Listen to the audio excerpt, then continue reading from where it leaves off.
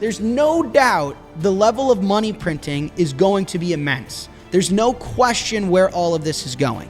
There's no debate. Bitcoin will go to the moon. We will see inflation again. Commodities will continue to soar. The Fed's balance sheet is going to explode. We'll probably see some form of yield curve control. We're probably going to see a lot of these things. The question is when. This is the prediction market. Prediction market doesn't expect rates to change anytime soon. We might not get the rate change until Powell's out. This is bullish sentiment. These are Goldman Sachs research memos. Bullish sentiment rose to its highest since November 2024. Every time that retail bullish sentiment hits these highs, we see a correction. I think Bitcoin would get hit a little bit, but I think we're going to 150 to 200,000 this year, given that rates got to come down, they got to print the money, you got midterms. We might dip a little before we go higher. The U.S. government now owes $38 trillion, and the interest payments on that debt are almost equal to the tax revenue coming in. That sentence alone should terrify anyone paying attention. China is dumping U.S. treasuries as fast as it can while buying gold by the ton. The dollar, which has ruled global trade for decades, is losing its grip, and governments are scrambling to figure out what comes next.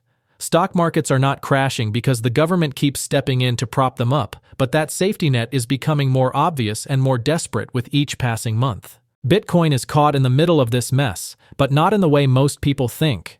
Everyone sees the excitement, the institutional money flowing in, the predictions of massive price jumps. What they are missing is the gap between the story and the reality. Markets are betting on money printing that has not started yet. They are pricing in rate cuts that Jerome Powell has not delivered.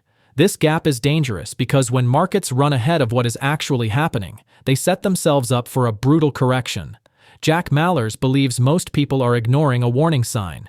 He is certain that money printing is inevitable because math leaves no other option. He warns we may see one more painful drop before a true rally begins, and anyone using leverage or getting overconfident now is playing with fire.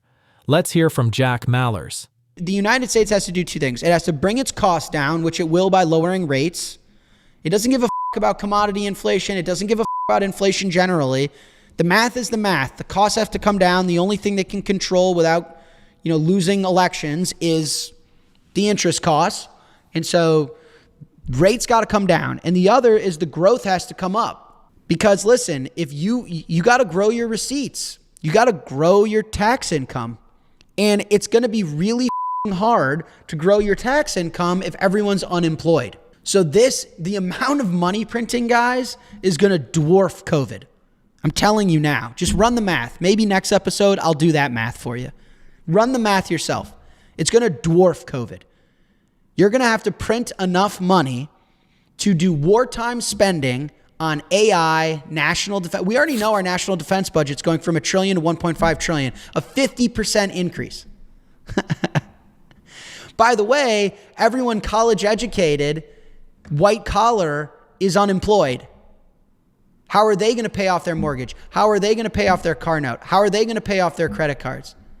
How are you going to get them to vote for you? Mamdani's going to win every election. Mamdani's like, I'm going to take everyone else's property and split it up. You got all these kids that are saying, you know what's a sick joke? You had us go into extreme levels of debt to learn mathematics for 20 years of our lives, only to have Elon's robots take our job. You.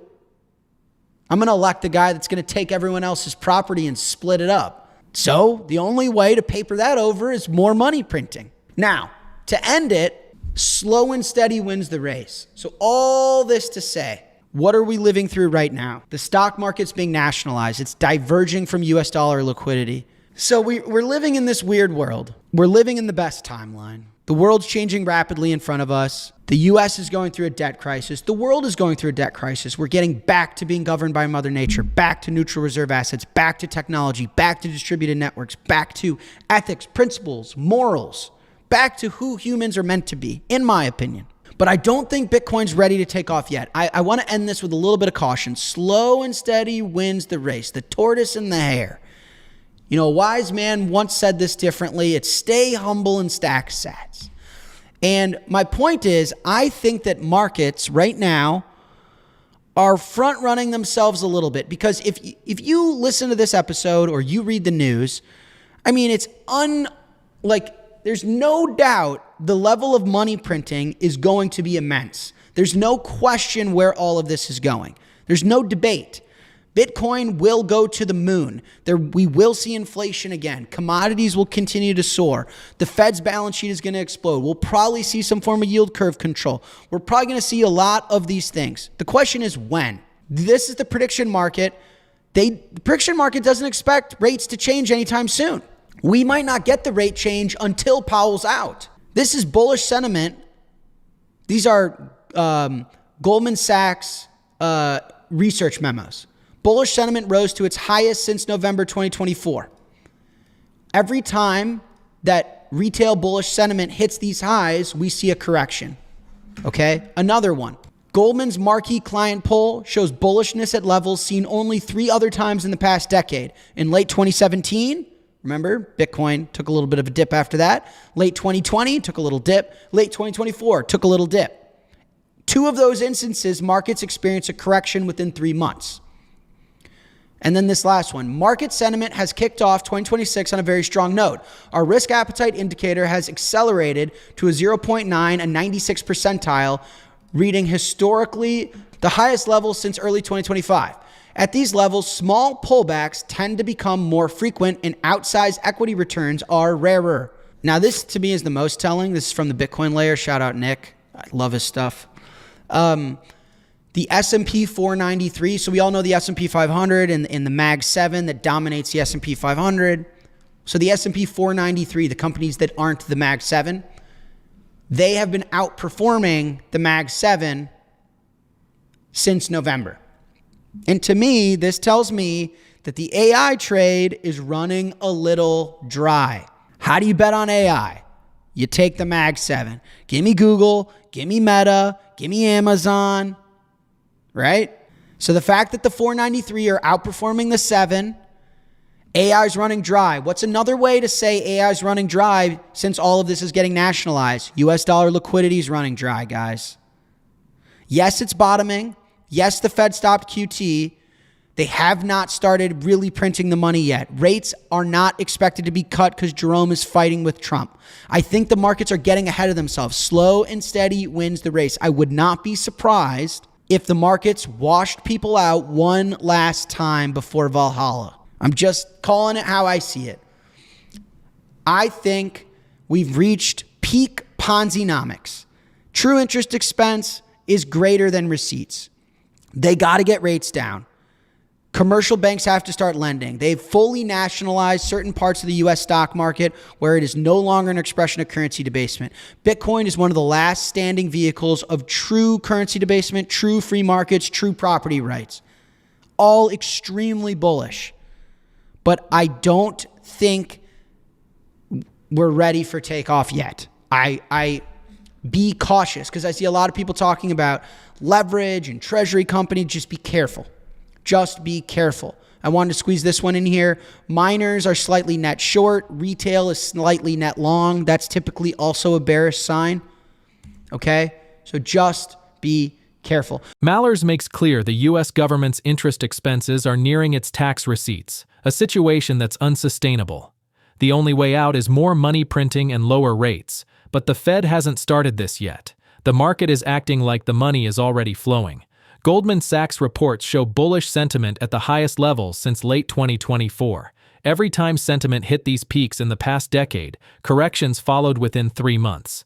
The AI trade that carried markets through 2024 is weakening. The 493 stocks in the S&P 500 index are now outperforming the so-called Mag 7 large technology stocks, which makes Mallers say that dollar liquidity is tighter than people realize. Bitcoin trades 24/7 with no circuit breakers and no safety switches. That makes it the purest signal of what is really happening in markets. When reality catches up to the narrative, Bitcoin will feel it first. Mallers sees this setup and warns that one bad headline could wash out everyone using leverage before the real move higher begins. I think Bitcoin's probably going to struggle again. Bitcoin is the only truly free market, and so it doesn't close, it doesn't have circuit breakers, it doesn't have rules. It's just truly free traded property. And for that reason, it usually expresses the truth far sooner and far more violent than anything else. And so, like I said to end the episode, I think the narrative is moving a lot quicker than the markets. We know where rates are going. We're doing the ponzenomic math. We know rates have to come down, but they're not coming down yet. And so this market is an announcement away of something, anything. Could be Meta or Amazon or Google or Microsoft misses earnings. It could be the Supreme Court rules against tariffs from a lot of leverage being washed out and taken to the back shed pretty quick.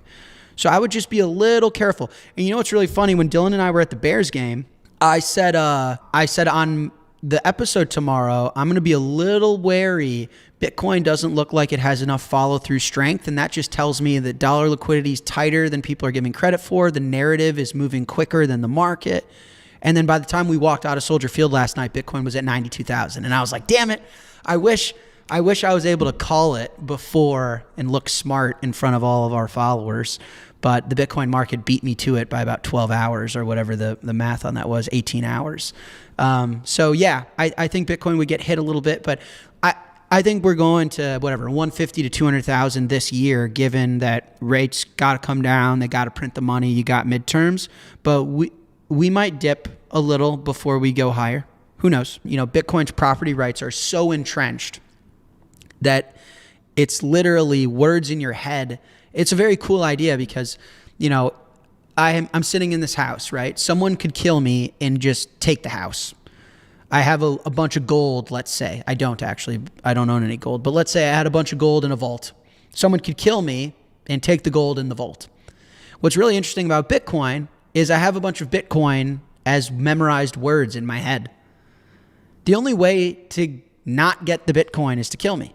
If you want the Bitcoin, you got to keep me alive.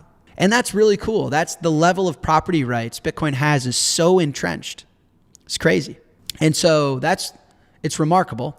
And so the question is, well, does that relieve you of any security? Like, do you think that you're secure because people shouldn't kill you if they want your Bitcoin? No, because there's still torture and kidnappings. And I think security is going to become more and more important for Bitcoiners. I think a lot of my worldview, I think half the world will look at Bitcoin and technology as hope and buy into what I think the human story is, which is engineering a better world. And then I think the other half of the world will look to Bitcoin as the reason the world is falling apart, unfortunately. And so, I think the attack surface area is only going to grow because those that feel disenfranchised by Bitcoin are only going to grow. So anyway, take security seriously. No one's going to save you. If you want to save money, you're going to have to find the hard assets and work hard and save. You're going to have to spend less, save more, buy Bitcoin. You want to be healthy? No one's going to come and save you. You got to put down the seed oils, put down the processed foods. You got to eat whole foods. You got to eat meat. You want to be healthy?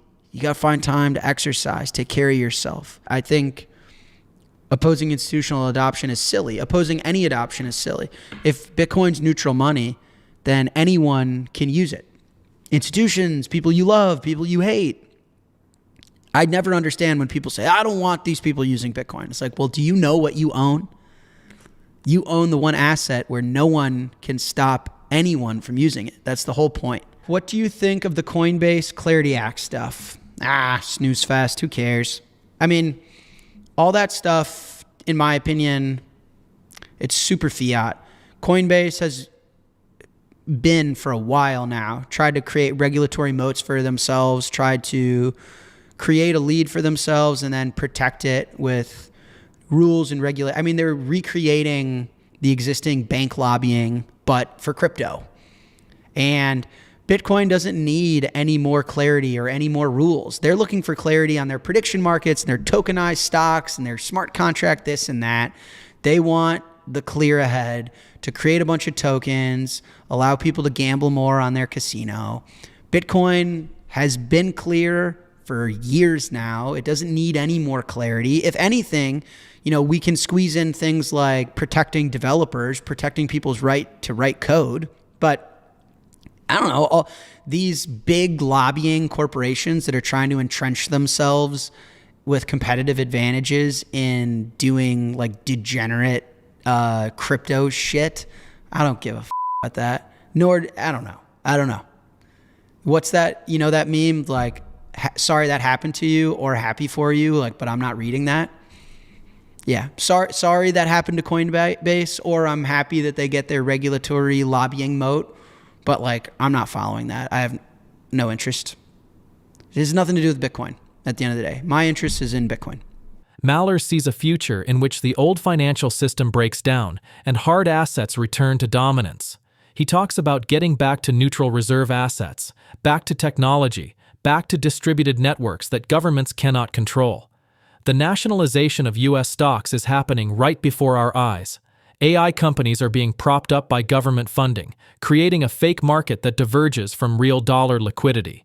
Bitcoin is one of the few assets left that cannot be printed, nationalized, or manipulated by central banks. But his warning is clear and specific. Markets are front-running the story. Traders are betting on rate cuts that Powell has not announced. Prediction markets show no rate changes expected soon, possibly not until Powell leaves his position. The narrative moved faster than the actual policy, creating a trap.